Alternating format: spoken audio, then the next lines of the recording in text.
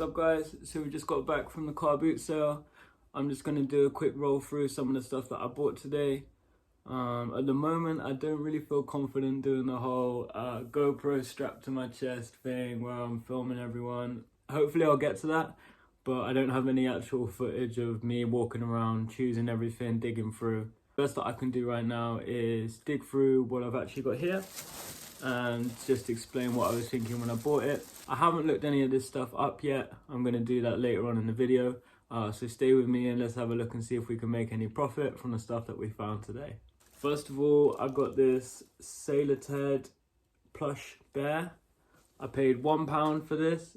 It's one of those weird ones where it could maybe go for a lot. It could maybe go for like £4 or £5. But any sort of plush newer tags for £1, I'm picking it up all day. Second of all, I bought this Lego Harry Potter, I think this is Chamber of Secrets, the lady said, but obviously this is it's like a bathroom scene.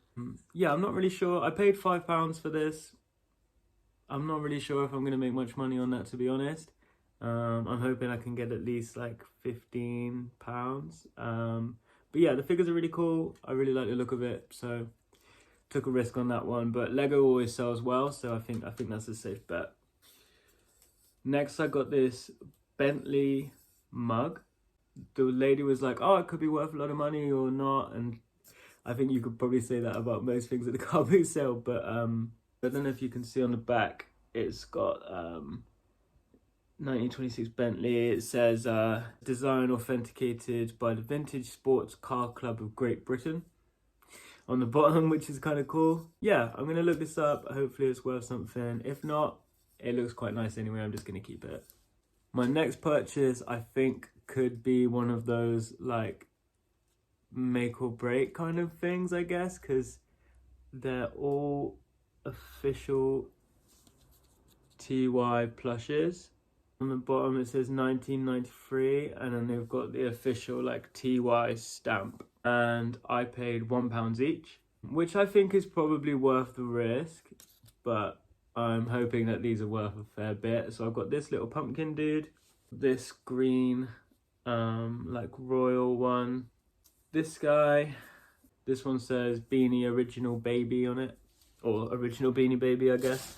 Another one, a little blue one, and another one of those original Beanie Baby ones. So yeah, I'm gonna look these up soon, see if they're worth anything.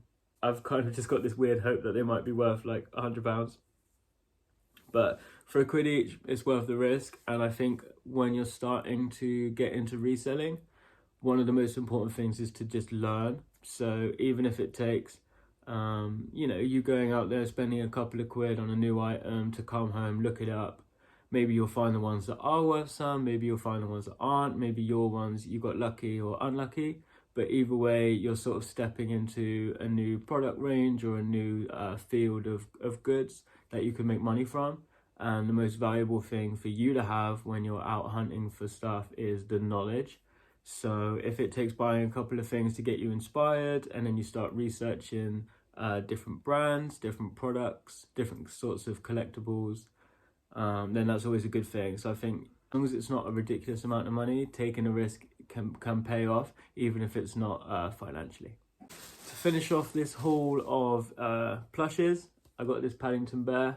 I only got this because I've seen it in other people's reselling videos that they've bought Paddington Bears.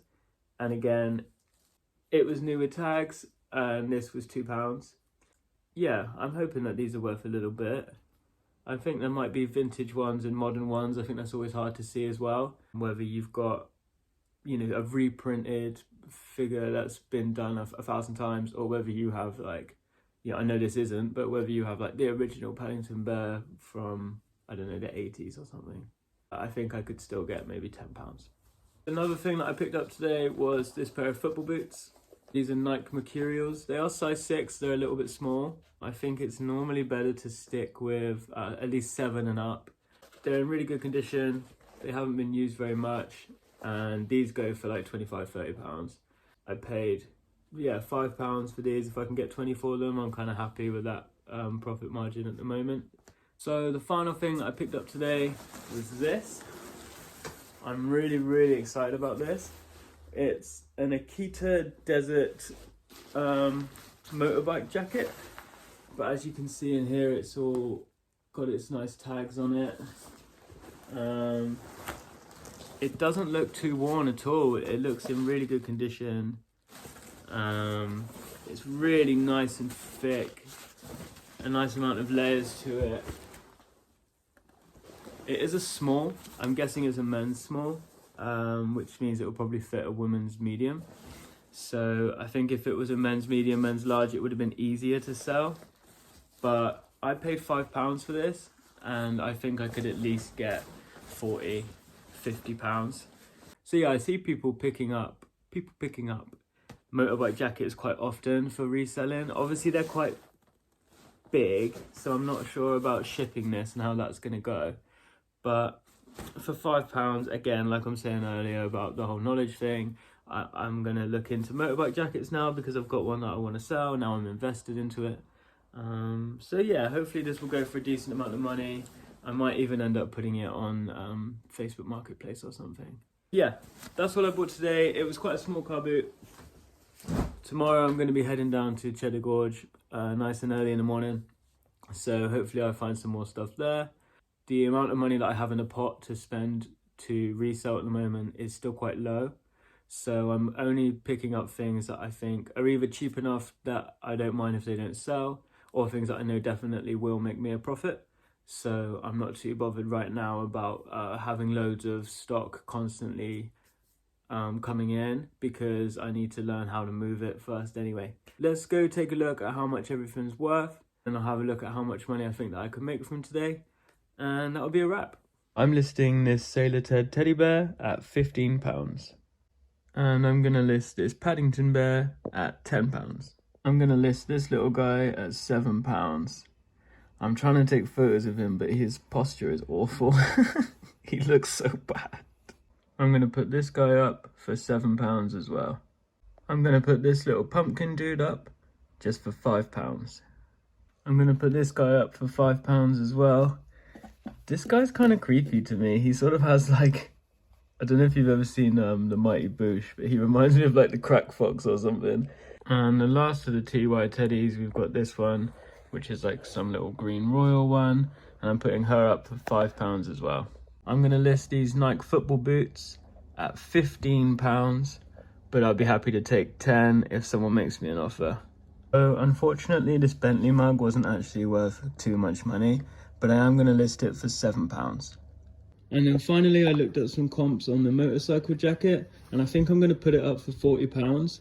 But again, I've got a little bit of wriggle room in case people want to do it for like 35 or 30.